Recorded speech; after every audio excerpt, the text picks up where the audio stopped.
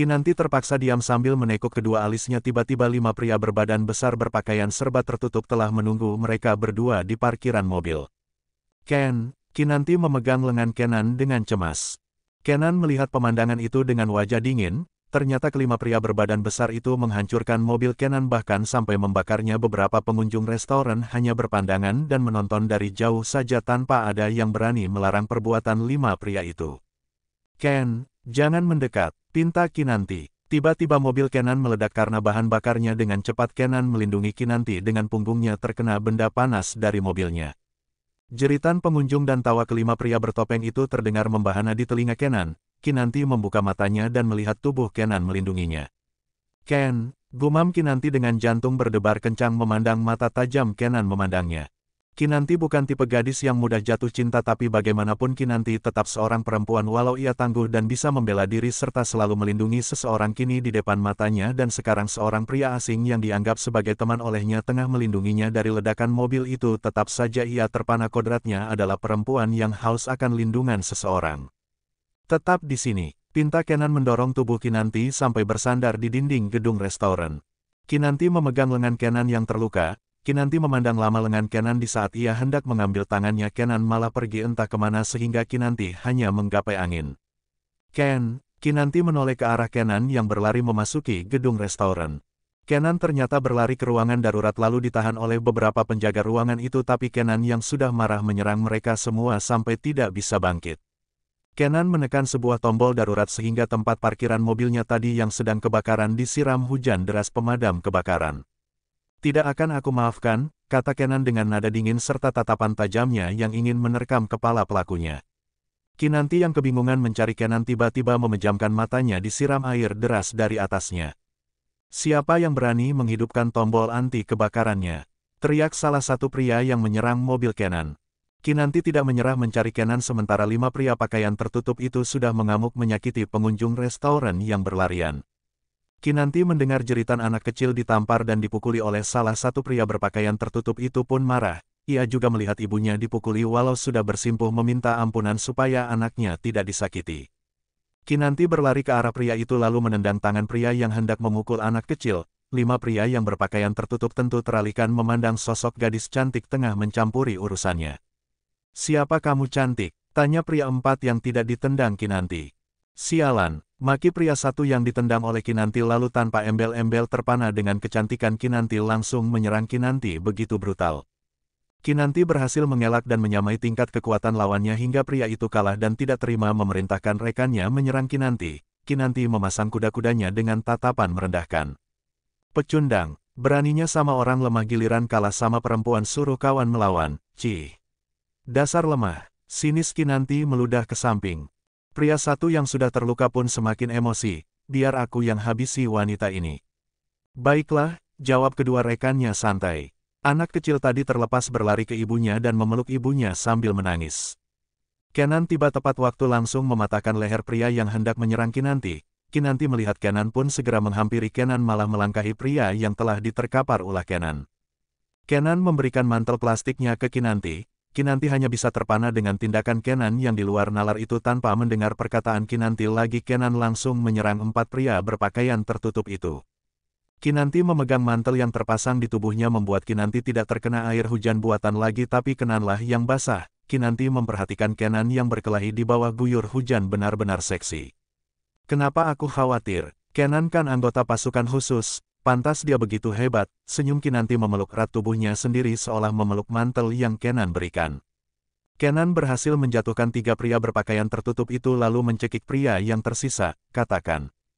Pria yang dicekik Kenan terbatuk-batuk di udara. Kenan benar-benar kuat bisa mengangkat tubuhnya dengan 1 tangan. Katakan, titah Kenan sekali lagi semakin mengeratkan jemarinya di leher pria itu.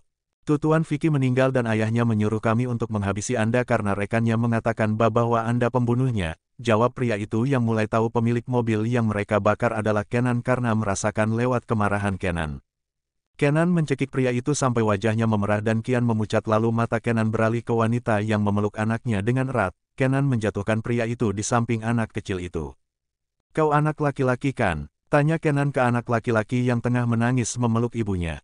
Anak laki-laki itu menoleh ke Kenan dan anehnya anak itu mengangguk mengakui bahwa ia lelaki. Anak lelaki tidak boleh cengeng. Habisi dia yang memukuli ibumu, kata Kenan membuat ibunya panik tapi ternyata anak itu memang menuruti perintah Kenan.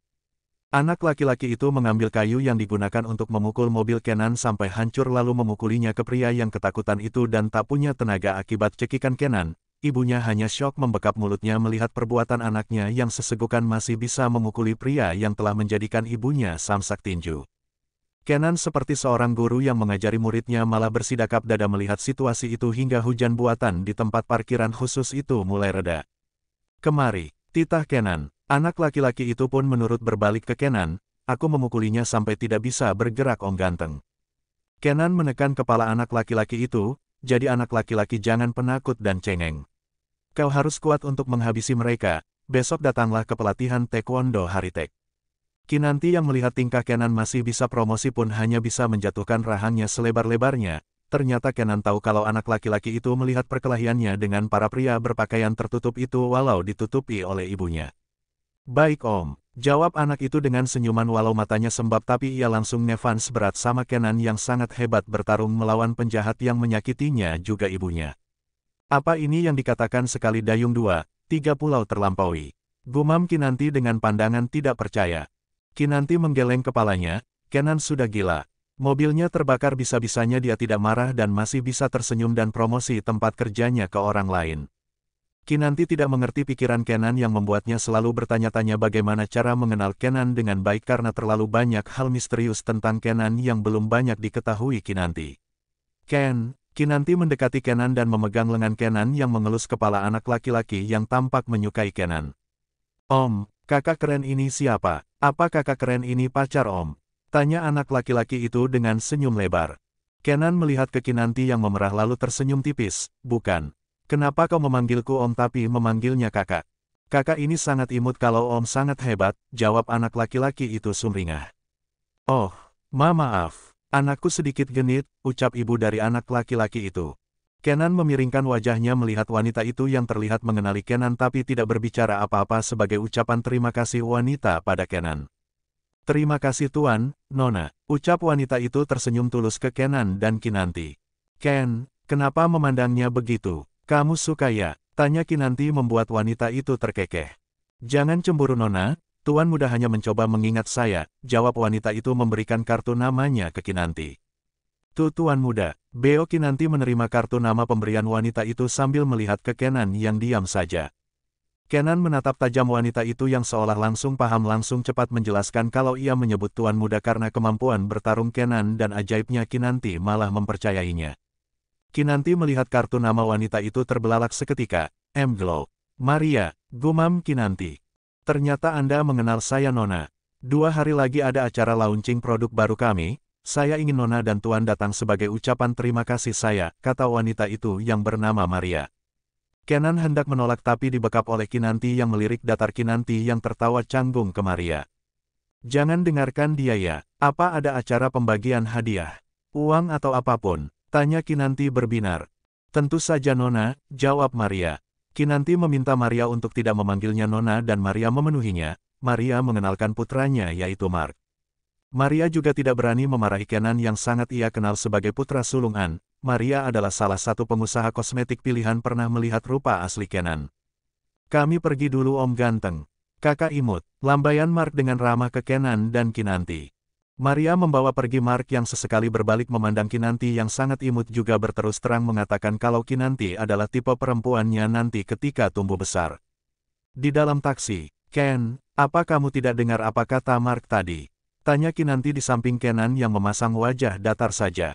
Kinanti tidak menempel seperti kebanyakan wanita tapi Kenan tidak tahu kenapa ia mana bisa marah pada gadis yang pernah tidak sengaja ia sakiti. Kenan saat itu masih kecil dan meminta ingin punya hotel di Bogor. Tentuan menurutinya sehingga butuh pekerja bangunan. Papa Kinanti adalah korban yang tidak sengaja meninggal akibat permintaan aneh Kenan walau An dulu pernah bertanggung jawab tapi uang itu tidak sepenuhnya menjadi milik Kinanti. Rasa bersalah Kenan lah yang membuatnya selalu melindungi Kinanti padahal ia tidak menaruh hati pada Kinanti. Apa? Tanya Kenan dengan malas. Dia bilang aku tipe idealnya, jawab Kinanti dengan senyuman lebarnya. Kenan hanya melirik Kinanti sekilas, lalu Kinanti melebarkan matanya, apa-apaan itu pertanyaanmu Ken? Lalu, apa kamu pikir aku sedang bercerita? Celoteh Kinanti. Jawab Kenan memejamkan matanya. Kinanti memukul lengan Kenan yang meringis pelan, Kinanti membelalak langsung memaksa membuka lengan baju Kenan ternyata bekas luka tadi. Ken, maaf, aku tidak sengaja, ucap Kinanti dan Kenan mengangguk kembali menurunkan lengan bajunya. Kinanti mencoba mengingat-ingat perkelahian tadi lalu dengan tiba-tiba saja Kinanti menarik lengan Kenan dan memukul punggung Kenan dengan pelan. Kenan memejamkan matanya terdengar suara menahan sakit dari bibir seksi Kenan. Sudah kuduga, gumam Kinanti dengan serius lalu meminta supir taksi membawa mereka ke rumah sakit.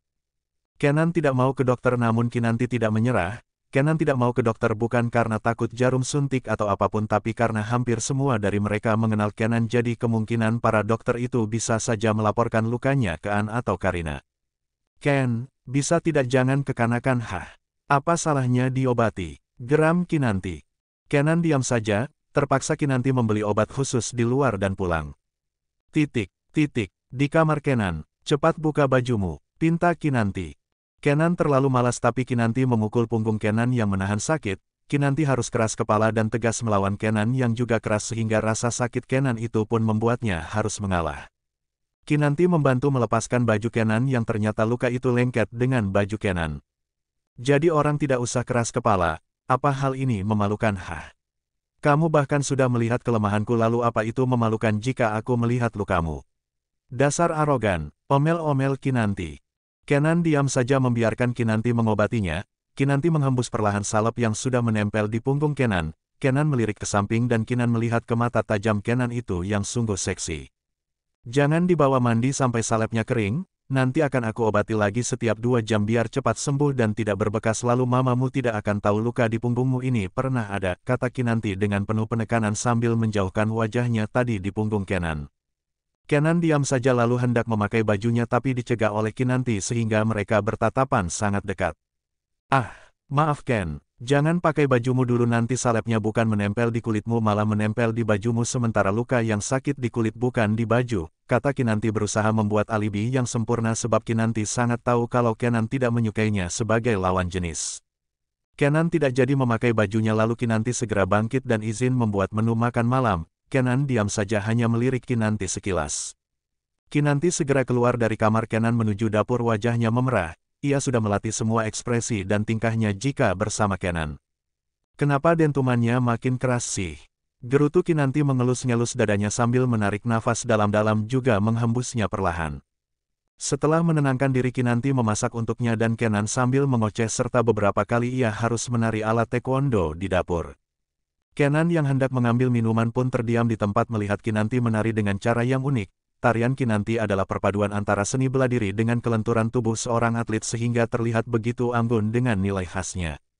Deder, Kinanti seketika menurunkan kakinya dan menyibakkan rambutnya sembari mengambil ponselnya yang bergetar. Halo, sapa Kinanti menyapa nomor asing di ponselnya. Kak, ini aku Kevin, ini Vika ngapain kesini sih? Dia buat ulah kak di kosku. Aku telepon kakak pakai ponsel teman sebelah kos, kata Kevin dengan lemas seolah memohon pada Kinanti untuk segera menyingkirkan Vika yang keras kepala. Kinanti menggeram kesal, kakak akan singkirkan benalu tidak tahu malu itu.